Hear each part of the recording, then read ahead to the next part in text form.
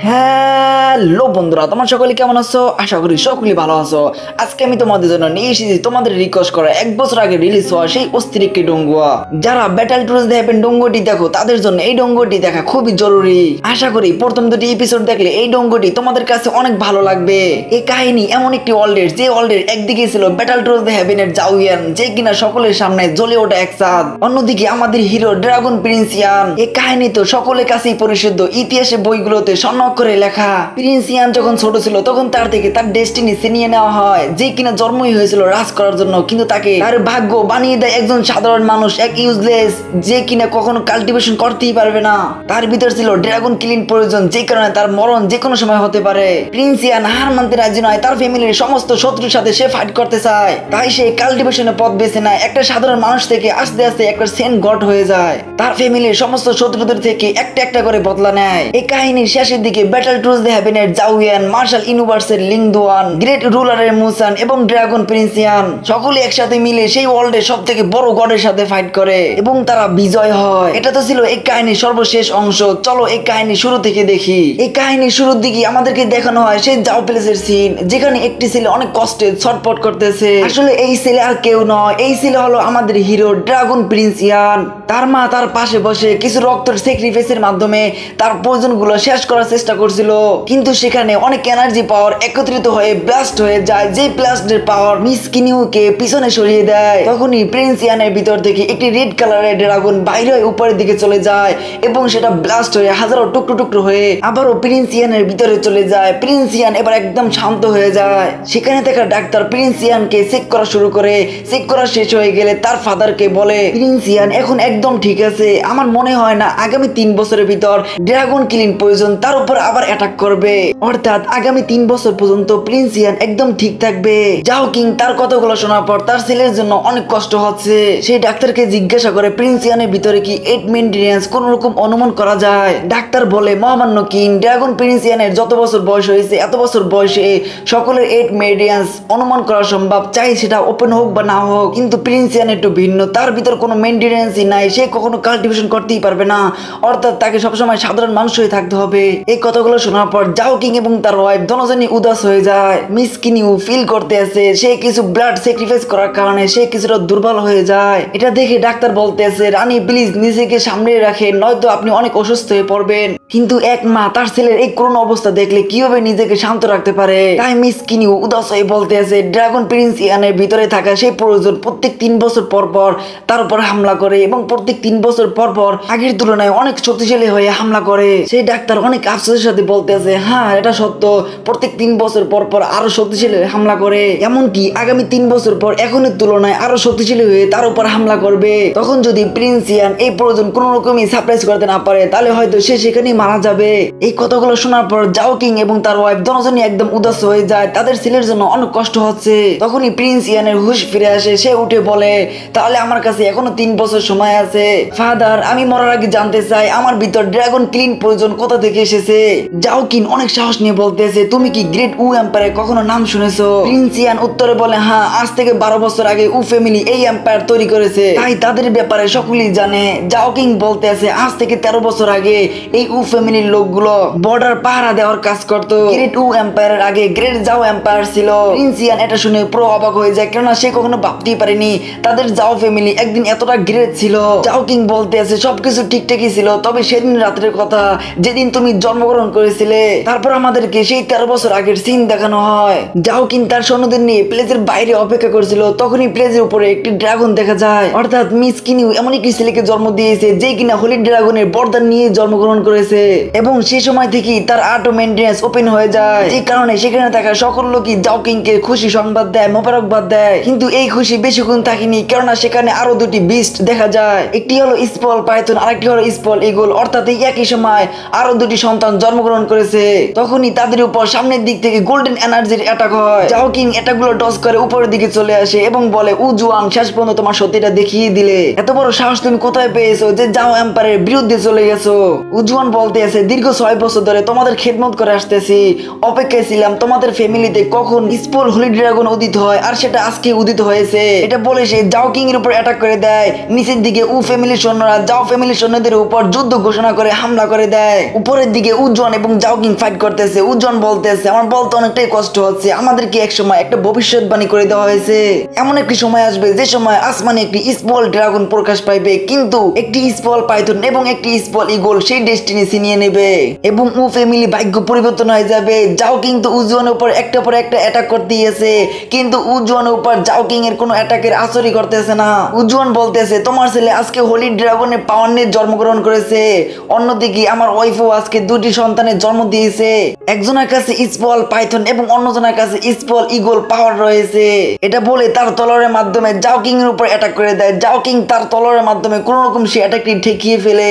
উজ্জ্বল বলতেছে তুমি তো ভালো করেই জানো যে সন্তান একই বছরে জন্মগ্রহণ করে, একই মাসে জন্মগ্রহণ করে, একই দিন একই রাতে জন্মগ্রহণ করে, তাদের ভিতর এরকম এবিলিটি থাকে একজনের শক্তি আরেকজন ছিনিয়ে নিতে পারবে। জাও কিং রাগান্বিত হয়ে বলতেছে আমার ছেলের কাছে তোমাকে কখনো যেতে দেব না। উজ্জ্বল বলতেছে তুমি হয়তো তোমাকে অনেক বড় কিছু মনে করতেছো, আসলে আমি তোমার থেকে অনেক শক্তিশালী, তোমাদের এই জাও ফ্যামিলিকে আমি জীবিত রাখছি এই জন্যই যেন কোন রকম এই ভবিষ্যৎবাণী পরিবর্তন না হয়। সত্যি নিচের দিকে দেখা যায় জাও ফ্যামিলির সৈন্যদের অবস্থা অনেকটাই খারাপ হয়ে গেছে, কেননা উ ফ্যামিলির সৈন্যরা অনেকটাই শক্তিশালী। পরের দিকে জাও কিং এর অবস্থা তো অনেকটাই খারাপ, সে আর মোকাবেলা করতে পারতেছে না, সে কোন রকম অনেক এনার্জি একত্রিত করে অ্যাটাক করে দেয়। উজ্জ্বলের এনার্জিও বা কমছিল কি, দুজনের এনার্জি যখন একসাথে সংঘর্ষ হয় তখন চারপাশে এনার্জি পাওয়ার ছড়িয়ে পড়ে। উজ্জ্বল বলতেছে 100 বছর ধরে তোমাদের ফ্যামিলি খিদমত করে আসতেছি, তোমাদেরকে অনেক সহ্য করেছি, এখন আর না, এটা বলে সে তার পাওয়ার আরো অ্যাক্টিভ করে। তার এনার্জি পাওয়ার এতটাই খতরনাক হয় যে জাও কিং এর একটা হাত কেটে যায় এবং সে অনেকটা দূরে গিয়ে পড়ে, অর্থাৎ জাও কিং হেরে গেছে। উজ্জ্বল বলতেছে তুমি যদি চাও তোমাদের সকলকে আমি জীবিত রাখি তাহলে আমার সাথে একটা কন্ট্যাক্ট করতে হবে, তোমার ছেলের পাওয়ার আমাদের হাতে সাপোর্ট করতে হবে এবং তোমরা এখান থেকে অনেক দূরে চলে যাবে, এই 100 বছর এদিকে আর ফিরেও তাকাবে না। আমি তোমাকে কথা দিলাম এই 100 বছরের মধ্যে আমি তোমাদের উপর কোনো হামলা করব না। জাও কিং এর হাতে কোনো কিছুই ছিল না, তাকে বাধ্য হয়ে এই কন্ট্রাক্টে রাজি হতে হলো, কেননা সে চায় না তার সাথে এদের কোনো কিছু হয়ে যাক। তারপর আমরা দেখতে পাই উজ্জ্বল প্রিন্স ইয়ানকে নিয়ে যায় একটি রিচুয়াল পারফরমেন্স করার জন্য। একটি প্লেয়ারের উপর প্রিন্স ইয়ানকে রাখে এবং বাকি 2 প্লেয়ারের উপর তার সন্তানদেরকে রাখে। উজ্জ্বল সেখানে থাকা ফরমেশনটি চালু করে, যখনই ফরমেশনটি পুরোপুরি অ্যাক্টিভ হয়ে যায় তখন প্রিন্স ইয়ানের ভিতর থেকে তার হোলি ড্রাগনটি বেরিয়ে আসে।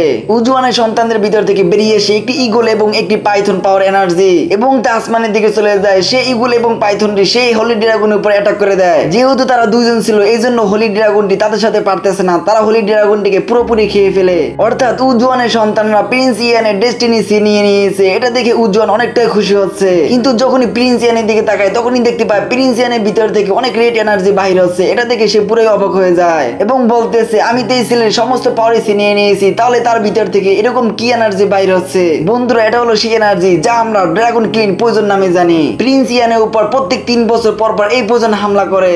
তারপর আমাদেরকে বর্তমান সময়ের সিন দেখানো হয়। জাও কিং বলতেছে ওই সময় থেকে তোমার 8 মেডনেস গায়েব হয়ে গেছে।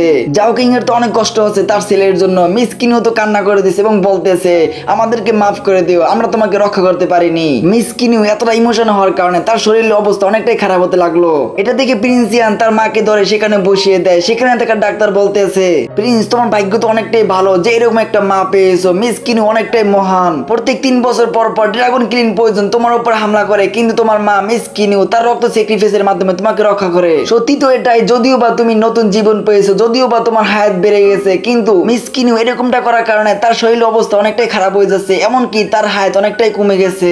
অনুমান করতেছি যদি এরকমটাই থাকে তাহলে সে আর 10 বছর বাঁচবে। এটা শুনে মিস কিনিও সেই ডাক্তারকে সেখান থেকে চলে যেতে বলে, কেননা সে চায় না তার ছেলে এই কথাগুলো শুনে আরো পেশেন্টের ভিতর পড়ুক। প্রিন্স ইয়ানের তো ফ্যামিলির উপর অনেক রাগ হচ্ছে, কেননা তার সাথে যা করেছে তা মেনে নেওয়া যায়, কিন্তু তার মায়ের যে এত কষ্ট হচ্ছে তা কোনোভাবে মেনে নেওয়া যায় না, সহ্য করা যায় না। প্রিন্স ইয়ান তার ফ্যামিলির বদলা নিতে চায়, তাই তার ফাদারকে বলে ফাদার আমি কি ইয়নসি হতে পারবো? বন্ধুরা ইয়নসি বলা হয় ইমোর্টালকে, যা কাল্টিভেশনের মাধ্যমে শক্তি বাড়ায়। জাও কিং তার ছেলের মুখে এই সকল কথা শুনে তার ছেলেকে বলে তুমি কেন ইয়নসি হতে চাও, তুমি ইয়নসি হয়ে কি করবে? প্রিন্স ইয়ান বলে ফাদার ও ফ্যামিলিতে 100 বছরে কন্ট্যাক্ট করেছে, একবার ভেবে দেখেন যখন 100 বছর শেষ হয়ে যাবে তখন তারা কি করবে? নিশ্চয়ই তারা বসে থাকবে না, তারা জাও ফ্যামিলির উপর হামলা করে দিবে, আর এই অত্যাচারগুলো আমি আমার চোখে দেখতে পারবো না। তাই আমি চাই এই 100 বছরের ভিতর আমি কাল্টিভেশন করে এতটাই শক্তিশালী হব যে আমার ফ্যামিলিকে আমি রক্ষা করতে পারবো। জাও কিং তার ছেলের কথা শুনে অনেক খুশি হয়ে বলে যদি তুমি এটাই চাও যে তুমি কাল্টিভেশন করে তোমার শক্তি অনেক বাড়াবে তাহলে আমি তোমাকে অনুমতি দিয়ে দিলাম এবং আমি যতটুকু পারি তোমাকে সাহায্য করার চেষ্টা করব। প্রিন্স ইয়ান তার পিতার সাহায্য করার কথা শুনে অনেকটাই আশ্বাস পায় কাল্টিভেশন করার। তাই তার পিতাকে জিজ্ঞাসা করে ফাদার যেহেতু তুমি বলছো আমাকে সাহায্য করবে তাহলে তোমার কাছে নিশ্চয়ই এরকম কোন উপায় আছে যার যার মাধ্যমে আমি কাল্টিভেশন করতে পারবো, আমার শক্তি বাড়াতে পারবো। যাও কিং বলতেছে একটা উপায় তো আছে, তবে তার উপর সব আশা রেখো না, কেননা সেটা কাজ করতেও পারে, কাজ নাও করতে পারে। প্রিন্স ইয়ান বলে ফাদার 1% চান্স থাকলো আমি সেটা 100 বার চেষ্টা করব। যাও কিং তার ছেলের কথা অনেকটাই খুশি হয়ে যায়, তার ছেলের কথা অনেকটাই মুগ্ধ হয়ে যায়। যাও কিং বলে ঠিক আছে, তাহলে আগামীকাল অ্যানসেস্টার ল্যান্ডে এসে আমার সাথে সাক্ষাৎ করবে। সেখানে আমার কাছে এমন একটি রাস্তা আছে যার মাধ্যমে হয়তো তোমার 8 মেইনটেনেন্স ওপেন করা যাবে। তবে প্রিন্স ইয়ান তোমাকে আমার সাথে একটি ওয়াদা করতে হবে, সেখানে আমরা সফল হইবে না হই তোমাকে হেভিলি মার্ক শিখতেই হবে। বন্ধুরা তোমরা অনেকেই আছো যারা বুঝতে পারতেছো না যে হেভিলি মার্ক কি জিনিস, তোমাদেরকে সহজ ভাষায় বুঝিয়ে দিচ্ছি। নিজেকে শক্তিশালী করার জন্য এখানে দুইটি রাস্তা রয়েছে। প্রথম রাস্তাটি হলো একটা একটা করে মেডিয়েন্স ওপেন করা এবং সেই মেডিয়েন্স এর মাধ্যমে আশেপাশে এনার্জি অবজর্ভ করা এবং সেই এনার্জির মাধ্যমে কাল্টিভেশন করে নিজের শক্তি বাড়ানো। দ্বিতীয় রাস্তাটি হলো হেভিলি মার্ক অথবা হেভিলি ট্যাটুর মাধ্যমে নিজের শক্তি বাড়ানো।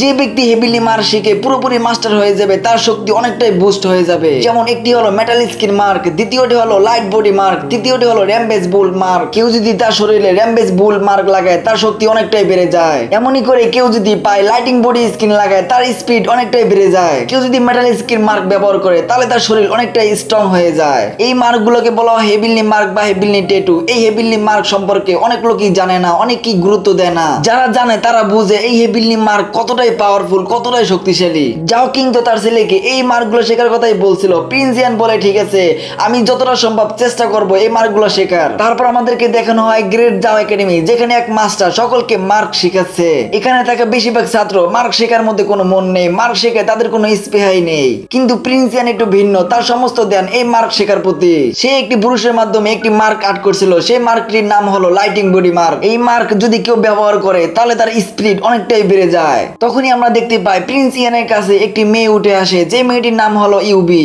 প্রিন্স ইয়ান ইউবিকে দেখে অনেক সুন্দর করে বলে তোমার গ্র্যান্ডফাদারের অবস্থা কি, তোমার গ্র্যান্ডফাদার কেমন আছে? মিস ইউবি জবাবে বলে এখন আগের তুলনায় অনেকটাই ভালো আছে। গ্র্যান্ডফাদার বলেছে আপনাকে এবং আপনার পিতাকে একদিন দাওয়াত দিয়ে একসাথে খাবার খাবে। বন্ধুরা আসলে 1 বছর আগে মিস ইউবির গ্র্যান্ডফাদার অনেক অসুস্থ ছিল, তাদের কাছে ওরকম টাকা পয়সা না থাকার কারণে তাকে চিকিৎসা করাতে পারছিল না। মিস ইউবি অনেক ডাক্তারের কাছে গিয়েছিল সাহায্য চাওয়ার জন্য, কিন্তু কোনো ডাক্তারই তাকে সাহায্য করেনি। সে অনেক কান্না করছিল, তখনই প্রিন্স ইয়ান সেখানে এসে তাকে সাহায্য করে, যে কারণে তার গ্র্যান্ডফাদারকে চিকিৎসা করতে সক্ষম হয়। প্রিন্স ইয়ান তার ফাদারকে বলে মিস ইউবিকে এই একাডেমিতে এডমিশন নিয়ে দেয়। প্রিন্স ইয়ান ইউবিকে দেখে অনেক খুশি হয়ে বলতেছে তোমার প্রশংসা তো করতেই হয়, তুমি এই একাডেমিতে এসেছো মাত্র 1 বছর হয়েছে, কিন্তু এই 1 বছরের মধ্যে অনেক ছাত্রদেরকে তুমি পিছনে ফেলে দিয়েছো। এভাবেই চেষ্টা চালিয়ে যাও, এখানে 2 মাস পরে বড় একটি এক্সাম হবে, সেই এক্সামে যদি তুমি পাস করতে পারো তোমাকে এনআই একাডেমি ট্রান্সফার করা হবে। মিস ইউবি চুপ করে সকল কথাই শুনছিল।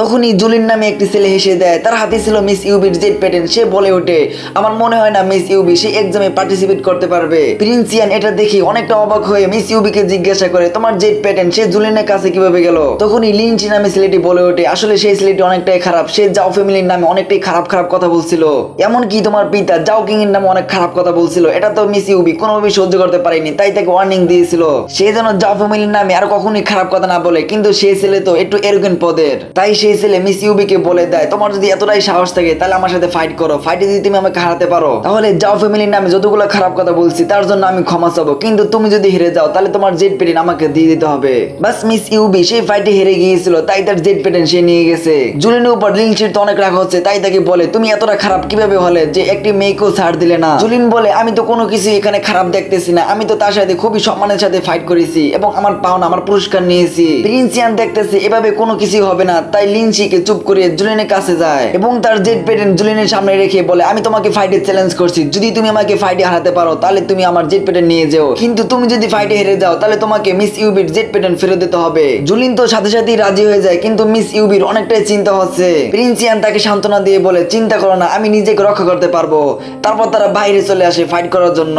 সকলেই বলা বলি করে এই ফাইটে তো নিশ্চিত জুলিন জিতে যাবে, কেননা তার দুটি মেইনটেনেন্স ওপেন হয়েছে আর অন্যদিকে প্রিন্স ইয়ানের তো কোনো মেইনটেনেন্সই নাই। জুলিন ডাক দিয়ে বলে এখনো সময় আছে, যদি আমার কাছে ক্ষমা চাও তাহলে আমি তোমাকে মাফ করে দেবো, আমি অতটাও জালিম ইনসান নয় যে তোমার উপর অ্যাটাক করবো। প্রিন্স ইয়ান বলে বক বক করে সময় নষ্ট না করে কি আমরা ফাইট শুরু করতে পারি? জুলিনের তো অনেক রাগ হচ্ছে প্রিন্স ইয়ানের এতটা অ্যাটিটিউড দেখে, তাই তার পাঁচ অ্যাটাক রেডি করে প্রিন্স ইয়ানের উপর হামলা করে দেয়। আমরা দেখতে পাই প্রিন্স ইয়ান তার হাতের মাধ্যমে এই অ্যাটাকটি খুব সহজেই ঠেকিয়ে ফেলে। আসলে অনেক আগেই তার তার হাতে মেটাল স্কিন মার্ক লাগিয়ে রেখেছিল। এটা দেখে তার বন্ধুরা তো অনেকটাই খুশি হয়ে যায়। জুলিনের তো অনেক রাগ হচ্ছে, তাই তার দোনো মেইনটেনেন্সের পাওয়ার অ্যাক্টিভ করে বলে এবার দেখাবো দুই মেইনটেনেন্সের পাওয়ার কতটা ভয়ঙ্কর হতে পারে। এটা বলে সে প্রিন্স ইয়ানের উপর আবারও হামলা করে দেয়। যদিও বা তার স্পিড অনেকটাই বেড়ে গিয়েছিল, তবে প্রিন্স ইয়ানের সাথে কোনোভাবেই পারতেছিল না, কেননা প্রিন্স ইয়ানের স্পিড তো তার থেকেও দ্বিগুণ ছিল, কেননা তার পায়ে লাইট বডি মার্ক লাগানো ছিল। তাই তো জুলিনের সমস্ত অ্যাটাক ডজ করে ফেলে এবং জুলিনকে এমন একটা হিট করে যে অ্যাটাকের কারণে জুলিন অনেকটাই দূরে গিয়ে পড়ে। জুলিন তো রাগে পাগল হয়ে যাচ্ছে, তাই প্রিন্স ইয়ানকে বলে তোমার যদি এতটাই সাহস থাকে তাহলে আসো সামনাসামনি ফাইট করো। প্রিন্স ইয়ান জবাবে বলে ঠিক আছে, তোমার যেটা ভালো মনে হয়। এটা বলে সে সামনের দিকে বাড়া শুরু করে অ্যাটাক করার জন্য। জুলিনও তার অনেক পাওয়ার অ্যাক্টিভ করে পাঁচ অ্যাটাক নিয়ে সামনের দিকে বাড়ে। যখনই তাদের দুজনের পাঁচ একসাথে হিট হয় তখন দেখা যায় প্রিন্স ইয়ানের থেকে জুলিনের পাওয়ার অনেকটাই বেশি ছিল, যে কারণে প্রিন্স ইয়ানের হাতে থাকা মেটাল স্কিন মার্ক পুরোপুরি শেষ হয়ে যায়। এটা দেখে জুলিন তো অনেকটাই খুশি হচ্ছে, কিন্তু তার খুশি বেশিক্ষণ থাকেনি, কেননা প্রিন্স ইয়ান অনেক আগে থেকে র্যাম্পেজ বুল মার্কও লাগিয়ে রেখেছিল, যে কারণে তার পাওয়ার লেভেল হঠাৎ দ্বিগুণ হয়ে যায়। জুলিন হিট হয়ে অনেকটা দূরে গিয়ে পড়ে। এটা দেখে সকলেই অবাক হয়ে যায়, এটা কিভাবে সম্ভব? যার কোনো মেইনটেনেন্সই নাই সে কিভাবে দুইটা মেইনটেনেন্স ওপেন হলোকে হারিয়ে ফেলে? প্রিন্স ইয়ান সামনে বেরে জুলিনের কাছ থেকে মিস ইউবির জেট প্যাটার্ন নিয়ে নেয় এবং তাকে বলে প্লিজ তুমি বিগ কম্পিটিশন অংশ নিও না, কেননা সেখানে অনেক পাওয়ারফুল লোক থাকবে। তুমি আমার মতো এক কাল্টিভেটরকে হারাতে পারো না যার কাছে কোনো মেইনটেনেন্সই নাই, তাই সেখানে অংশ নিলে হয়তো তুমি সকলের কাছে অপমানিত হবে। এভাবে জুলিনকে অনেক অপমানিত করার পরে মিস ইউবিকে তার জেট প্যাটার্ন ফিরিয়ে দেয় এবং বলে এটাকে আবার কখনো হারিয়ে ফেলিও না। মিস ইউবি অনেক খুশি হয়ে বলে আমি কোন ভালো কাজ করেছিলাম যে ভালো কাজের কারণে আমার এরকম একটা বন্ধু মিলেছে। তারা এরকম আরো অনেক কথা বলতে থাকে এবং বাড়ির দিকে যেতে থাকে। লিঞ্চি ও জুলিনকে দেখতে পায় একটি গলির ভিতর। এখানে আমরা জানতে পারি আসলে এই সকল প্ল্যান সব লিঞ্চির ছিল। লিঞ্চি প্রিন্স ইয়ানকে দেখতে পায় না, তাই প্ল্যান করেছিল জুলিনের মাধ্যমে সকলের সামনে তাকে অপমান করবে, কিন্তু সবকিছু উল্টো হয়ে যায়। তাই জুলিনের উপর অনেকটাই রাগ হচ্ছে এবং জুলিনের উপর এমন একটি হিট করে যে হিটের কারণে জুলিন একটা দেওয়ালের ভিতর ঢুকে যায়। দূর থেকে একটি ছেলে যার নাম কিউ, সে সবকিছুই দেখতেছে, সেও আসলে প্রিন্স ইয়ানকে দেখতে পারে না। তারপর আমাদেরকে দেখানো হয় অ্যানসেস্টার ল্যান্ডের সিন, যেখানে জাও কিং এবং প্রিন্স ইয়ান পৌঁছে যায়। জাও কিং বলতেছে পূর্বযুগের লোকদের কাছ থেকে জানতে পেরেছি এই ফরমেশনের মাধ্যমে নাকি জাও ফ্যামিলির সমস্ত সমস্যাই সমাধান করা যায়। তুমি তোমার সমস্যাগুলো এই ফরমেশনের কাছে বললে হয়তো তোমার সমস্যাগুলো সমাধান করে দিতে পারবে। তোমাকে একটা কথা বলে রাখি, এখন পর্যন্ত জাও ফ্যামিলি কোন লোকই এই ফরমেশনটি অ্যাক্টিভ করতে পারেনি, তবে একবার ট্রাই করে দেখতে পারো। তোমার ব্লাডের মাধ্যমে এই ফরমেশনটি অ্যাক্টিভ করার চেষ্টা করতে পারো, হতে পারে তোমার ব্লাড লাইন চিনে এই ফরমেশনটি অ্যাক্টিভ হয়ে যাবে। প্রিন্স ইয়ান তাই করলো, তার আঙ্গুল কেটে এক ফোঁটা রক্ত সেই ফরমেশনের উপর ফেললো। অনেকক্ষণ অপেক্ষা করার পরও ফরমেশনটি অ্যাক্টিভ হলো না। এটা দেখে প্রিন্স ইয়ান অনেকটাই উদাস হয়ে যায়, কিন্তু কিছুক্ষণ পরে ফরমেশনটি অ্যাক্টিভ হওয়া শুরু হয়। এটা দেখে জাও কিং অনেকটাই অবাক হয়ে যায়, কারণ এর আগে কখনোই ফরমেশনটি অ্যাক্টিভ হতে দেখিনি। ফরমেশনটি পুরোপুরি অ্যাক্টিভ হওয়ার পরে কিছু লাইট এনার্জি প্রিন্স ইয়ানের উপর অ্যাটাক করে দেয়। প্রিন্স ইয়ান সেই অ্যাটাকগুলো ডজ করতেছিল এবং তার ফাদারের কাছ থেকে জানতে চায় এগুলো কি কোনো রকম এক্সাম নাকি। জাও কিং বলে আমি জানি না, কারণ এর আগে কখনো এই ফরমেশনটি অ্যাক্টিভই হয়নি।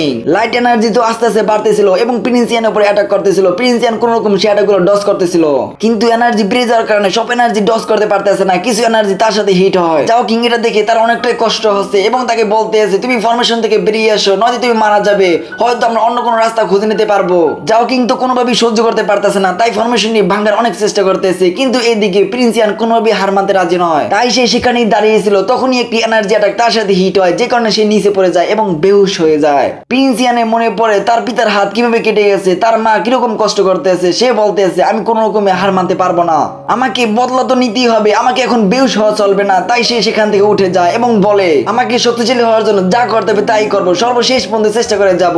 যেহেতু ফরমেশনটি প্রিন্স ইয়ানের সাহসের এক্সাম নিয়েছিল, তাই সে এক্সামটি পাস করে ফেলে। প্রিন্স ইয়ান ফরমেশনটিকে বলতেছে আমাকে একবার সুযোগ দাও, আমাকে একবার সুযোগ দাও। কিছুক্ষণ পর ফরমেশনটি প্রিন্স ইয়ানকে সেখান থেকে অন্য একটু ওয়ার্ল্ডে নিয়ে যায়। প্রিন্স ইয়ান তো এটা দেখে পুরো অবাক হয়ে যায়, আমি কোথায় এসে পড়লাম। অন্যদিকে জাও কিং তো অনেকটা চিন্তিত হয়ে পড়ে, প্রিন্স ইয়ান তো এখানেই ছিল, সে কোথায় চলে গেল, এখানে সবকিছু কিভাবে গায়েব হয়ে গেল। সে প্রিন্স ইয়ানের নাম ধরে ডাকতে থাকে প্রিন্স ইয়ান তুমি কোথায় চলে গেলে। অন্যদিকে দেখতে পায় প্রিন্স ইয়ানের কাছে একটি মেয়ে এসে বলতেছে তুমি তো একটা সুযোগ চেয়েছিলে, তোমাকে সেই সুযোগটি দেওয়া হবে। প্রিন্স ইয়ান তো পুরো অবাক হয়ে যায়, এই মেয়ে কি বলতে আছে, সে কিভাবে জানে যে আমি একটা সুযোগ চেয়েছিলাম। সেই মেয়েটির নাম হলো ইউ। মেয়েটি দেখতে অনেকটাই সুন্দর। প্রিন্স ইয়ান তো তার সৌন্দর্য দেখে তার দিকে তাকিয়ে রয়েছে। প্রিন্স ইয়ান তার নিজের পরিচয় দিয়ে বলে মিস আমি কি জানতে পারি আমি এখন কোথায় আছি, কারণ আমার জানা মতে আমি তোমার পিতার সাথে অ্যানসেস্টার ল্যান্ডে ছিলাম। মিস ইয়াও এই সকল কথা শুনে বলে আমার গ্র্যান্ডফাদার একদম ঠিক কথাই বলেছিল যে এখানে আসলে একটা ছেলেকে দেখতে পারবো, আর তাকে পেয়েও গেছি। মিস ইয়াও বলে আমাকে ফলো করো, এটা বলে সে সামনের দিকে বাড়তে থাকে। প্রিন্স ইয়ানও সামনের দিকে বাড়তে থাকে এবং জোরে চিৎকার দিয়ে বলে মিস আমি কি জানতে পারি তোমার নামটা কি। মিস ইয়াও তো তার নামটি বলে না, কুকুরটিকে বলে টুনটুন চলো এখান থেকে। টুনটুনটি তো দেখতে অনেকটাই সুন্দর, এই জন্য প্রিন্স ইয়ান তাকে ধরার চেষ্টা করে, কিন্তু টুনটুনটি রাগে একটি পাথরের উপর অ্যাটাক করে দেয়। সামান্য একটি অ্যাটাকের কারণে সেই পাথরটি ভেঙে চুরমার হয়ে যায়। এটা দেখে প্রিন্স ইয়ান পুরো অবাক হয়ে যায়। সে ভাবতেছে আমি এখন কোথায় চলে আসলাম, আমি এটা কি দেখতেছি, এটা আবার কিরকম ডগ বিস্ট। প্রিন্স ইয়ান মিস ইয়াওয়াকে ফলো করে সামনের দিকে বাড়তে থাকে। মিস ইয়াওয়া প্রিন্স ইয়ানকে তার গ্র্যান্ডফাদারের গ্র্যান্ডফাদারের কাছে নিয়ে যায়। গ্র্যান্ডফাদার প্রিন্স ইয়ানকে দেখে বলে, তাহলে তুমি সেই ছেলে যে কিনা জন্মই হয়েছিল হোলি ড্রাগনের পাওয়ার নিয়ে, কিন্তু আফসোস তোমার সেই পাওয়ার ছিনিয়ে নেওয়া হয়েছে। তার থেকেও বেশি দুঃখের কথা হলো তোমার ভিতর ড্রাগন কিলিং পয়জনও রয়েছে। এটা দেখে প্রিন্স ইয়ান তো পুরো অবাক হয়ে গেছে। সে বুঝতে পারে এই গ্র্যান্ডফাদার অনেকটাই পাওয়ারফুল, কেননা তার একটি নজরেই আমাকে চিনে ফেলেছে, এমনকি আমার ভিতরে যে প্রয়োজন রয়েছে সেটাও সে বলে দিছে। তাই প্রিন্স ইয়ান সেই গ্র্যান্ডফাদারকে খুবই রেসপেক্ট করে সম্মানের সাথে তার পরিচয় দেয়। সেই গ্র্যান্ডফাদার সেই মাস্টার বলে, আমি জানি তুমি এখানে কেন এসেছো, তুমি আমার সাহায্য নিতে চাও তোমার 8 মেইনটেনেন্স ঠিক করার জন্য। তোমার 8 মেইনটেনেন্স আমি ঠিক করে দিতে পারবো, তোমাকে সাহায্য করতে পারবো। তবে চিন্তার কথা তো একটাই, তোমাকে আমি কেন সাহায্য করব, তোমার ভিতরে এরকম কি কোয়ালিটি রয়েছে? প্রিন্স ইয়ান বলে, হ্যাঁ আমার ভিতরে এরকম কোনো কোয়ালিটি নাই যার মাধ্যমে আমি আপনাকে ইমপ্রেস করতে পারবো, তবে আমি বুঝতে পারতেছি যে আপনি আমার জন্য অপেক্ষা করছিলেন। সেই মাস্টার কিছু পাওয়ার অ্যাক্টিভ করে প্রিন্স ইয়ানকে তার কাছে নিয়ে যায় এবং বলে, তোমার এমনটা কেন মনে হচ্ছে যে আমি তোমার জন্য অপেক্ষা করতেছি? প্রিন্স ইয়ান বলে, জানি না, তবে এটা তো শিওর যে আপনি আমার জন্য অপেক্ষা করছিলেন। আমার ভিতরে কি কোয়ালিটি আছে আমি সেটাও জানি না, তবে আপনি আমার থেকে ভালো জানেন যে আমার ভিতরে কি কোয়ালিটি রয়েছে। এই কথাগুলো শুনে মাস্টার প্রিন্স ইয়ানকে দূরে সরিয়ে দেয় এবং বলে, আমার মনে হয় না তুমি একটি বাচ্চার হেফাজত করতে পারবে, তবে ভাগ্য যদি এটাই লেখা থাকে তাহলে ভাগ্য অনুযায়ী চলতে হবে। তোমার 8 মেইনটেনেন্স ঠিক করে দিতে পারবো, তবে আমার একটি শর্ত আছে, আমাকে একটু সাহায্য করতে হবে। মিস ইয়াওকে তোমার সাথে নিয়ে যাবে এবং সব সময় তাকে রক্ষা করবে। মিস ইয়াও তার গ্র্যান্ডফাদারের মুখে এই সকল কথা শুনে বলে, গ্র্যান্ডফাদার প্লিজ আমাকে তার সাথে পাঠিও না। গ্র্যান্ডফাদার বলে, ভাগ্যে যেটা লেখা আছে সেটাই হবে, সামনের দিকে এরকম একটা প্রবলেম আসতেছে যার জন্য তোমাকে এখান থেকে যেতেই হবে। মিস ইয়াও বলে, কিন্তু এই ছেলেটা তো খুবই কমজোর। গ্র্যান্ডফাদার বলে, হ্যাঁ এই ছেলেটি এখন খুবই কমজোর, তবে ভবিষ্যতে কি হবে সেটা তো আমরা জানি না, এখন শুধু প্রিন্স ইয়ান কি বলে সেটা শোনার বাকি ছিল।